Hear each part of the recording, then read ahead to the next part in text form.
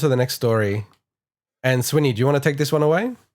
Yeah, so it's some kind of huge very news unexpected, very unexpected and interesting news, and very kind of divisive news coming out of the Assassin's Creed camp this week. So we had an article come out from Bloomberg talking about a new Assassin's Creed live service platform, or a live service game being in development, with being codenamed Assassin's Creed Infinity.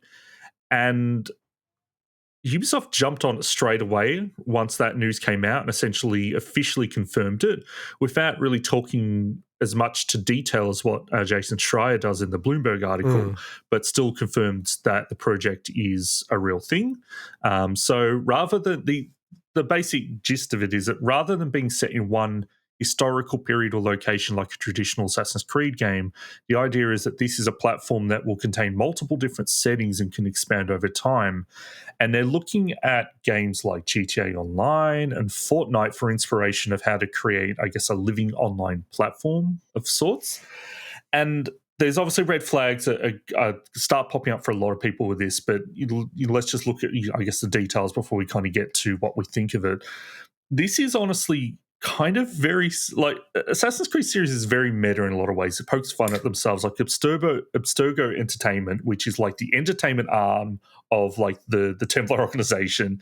They're kind of modeled off Ubisoft. It's actually really, really funny in the games. They're very self-referential. It's quite funny. And in Assassin's Creed Unity, the game opens up with a platform called Helix that's developed by Abstergo Entertainment, which is basically this thing. Where it's like, okay, you can play in the Crusades, and it's got the different kind of games from it's like the previous Assassin's Creed games set up as like video games you enter in from this Helix platform. So it's almost like that coming to life in a way. It's really, really bizarre. It's like fiction become a reality. Yeah. But we know that this is several years away. This is something that's in early development. It'll be handled by they've restructured their development between their Quebec and Montreal studios. So typically they would it was like pass the baton style between the two studios over the last few games, with support from their other studios. And, like, I think Ubisoft Sofia, and I'm not sure, Singapore, or so. There's a whole bunch of Ubisoft studios that act as support to the main, I guess, Quebec and Montreal studios working on these games. But now they'll actually be working on this together. So it actually, I think Schreier's article also delves into a lot of, I guess, the internal issues that Ubisoft is having, and basically says that, look, apparently this is causing some concern about the fact that they haven't dealt with that yet. But overall, just about the game itself, look, I'm actually really, really pumped for this. When you first heard the term live service Assassin's Creed, you're like, wait, what? I'm someone that I'm not a big fan of games that I'm not a big fan of games that are basically like, okay, you have to do raids and people, like, I like my single player experiences. The multiplayer that they've done in the Assassin's Creed games have actually generally been done pretty well, but they're always a small element of it. But what I really, really love about this idea is that we can potentially see like more expanded stories in some of the existing characters, like it's the Assassin's Creed Chronicles China game, being able to set, I guess, a new story in an actual 3D proper game. I've always wanted a 3D version of Assassin's Creed China, and it's like you could do that. You could expand on the existing characters. You could obviously take it to new places. It's a lot of it is wait and see, because of course it's going to be monetized to all hell. It's going to be like, if you thought monetization in the current Assassin's Creed games is bad, this is going to be absolutely horrible. Yep. But I kind of don't have a live service game that I play, and if I'm going to play one, this sounds like the one for me. The only other thing I'll say is, well, that the last few Assassin's Creed games have started to veer into that territory anyway. Not the multiplayer part, but the fact that you have seasonal content as opposed to just traditional DLC. You're seeing updates for Valhalla still that's adding new modes and everything like that. And the idea is, I guess, to expand on that. And it makes sense from a financial standpoint, obviously if it works for Ubisoft, because a lot of the upfront development cost in building the platform is done, and then you can essentially work on that for years to come. Mm. But look, because I'm like a real noob. I've never played Assassin's Creed. I'm always looking at picking up Odyssey if it goes for real cheap, just for lols. And backstory is when he did this really awesome tier list and put Odyssey #1, and everyone who's a quote unquote real Assassin's Creed fan hates Odyssey. But like, what's the multiplayer like for Assassin's Creed? So Brotherhood introduced actual multiplayer.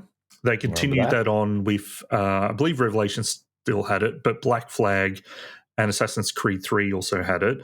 But they were always side modes, and they were actually cool. Not my thing, but they were cool. But then Assassin's Creed Unity added co-op, and that's I think the closest to what this kind of model would be, because I don't see live service being like a PvP. It might have PvP, but I think the idea is, well, almost like your, and I hate to say it, but like your Avengers style, where, look, it's got a strong single-player element to it, but there's going to be parts that get people to essentially, hey, let's team up and take on this, this so like Destiny, basically, really. Yeah, like there's going to be that. Surely it has to be that, because the idea of, okay, I'm going to purchase microtransactions for costumes, you need other people to play with to make that really a value, really, to a lot of people. So that's the part that I'm really struggling to understand with this. So fully understand the push for making it live service. In a way,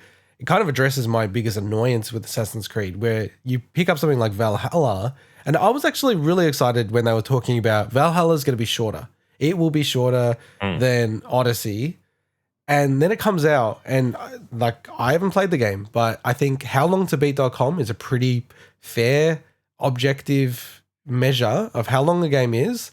And categorically, Valhalla is longer than Odyssey. It's actually, I think, the longest Assassin's Creed game.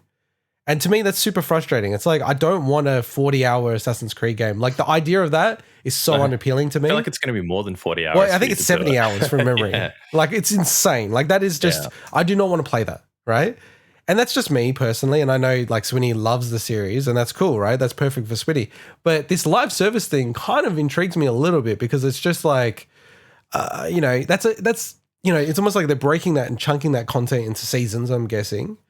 And you can kind of get into like those small little chunks and play that. But live service games are designed to be longer experiences. Yeah. Oh, yeah. But not all at once. Campaign. Not all at once, though. This is the thing for me. It's like... Yeah, the problem is they're designed so in order for you to achieve what you feel you need to achieve, you're going to sink more time than what you would have in Valhalla or any of those games. No, but they're all designed to keep you engaged for day after day, month after month. They really hyper-focused on like monthly active users, daily active users, right? So that's not necessarily to mean like you, because normally with a game, I'll just get into it and just dump, 10, 20, 30 hours in a very short space of time. That's just how I play. Whereas like, that's where I look at Valhalla, I'm checking it now, 56 hours for the main story. Well, for me, it's just way too long. A lot for the main story. I've got some games for you. It's called all the previous Assassin's Creed games. Yeah. No, but even Odyssey, man, it's 43 hours. I'm like, oh, that's just like so long. Basically from... Maybe Origins, 30 hours. That's maybe basically from Origins onwards, like the games got super long. Yeah. The earlier games are much shorter if you're not trying to do everything. But look, I understand what you're saying, but this is going to be something that's stretched out. Like this is going to have a lot of content over time. So, but I still don't understand how this is going to work. I feel like the secret sauce to all these, like, live service games, they're multiplayer. Like, am I confused? Like, are there any? No, they are. But I mean, yeah, go Swinny. I was going to say, to me, it makes sense because essentially, Assassin's Creed is all about like the brotherhood and actual, like, the hidden ones, like these groups of people. It makes sense that you can create your own brotherhood, you can create your own clan, you could go on raids. Like, that's not the stuff I'm looking for from Assassin's Creed specifically, but there's easily ways you can implement that in. And, even when I say this, I have to admit that Genshin Impact is one of the most popular live service games in the entire world. And that's, I think, only single player or at least predominantly single player. So I guess that's an example of, it can work. what can work. And I think it's funny that they say that they're looking at GTA Online and Fortnite for inspiration, which makes sense for the online components because they're massive when it comes to online stuff. But I would picture an Assassin's Creed game more like the likes of probably Destiny, in the sense that it'll have a lot of single player stuff. It'll be seasonal updates, etc. But there's a lot of things you need to play with friends in order to achieve. Raids, all that kind of stuff. That inspiration, a lot of that's probably Schreier also kind of interpreting other secondhand information. Maybe, I think they're probably, when they say inspiration, from a monetary standpoint, from that's what it is. This is a platform that is going to be around for 6-7 years or something kind of thing, Thanks. Yeah, thank you. Really? No, I get it. I think I think it makes sense that they're going to go into that direction. It's the next logical step. As much as a lot of people might not like it, might turn out to be good.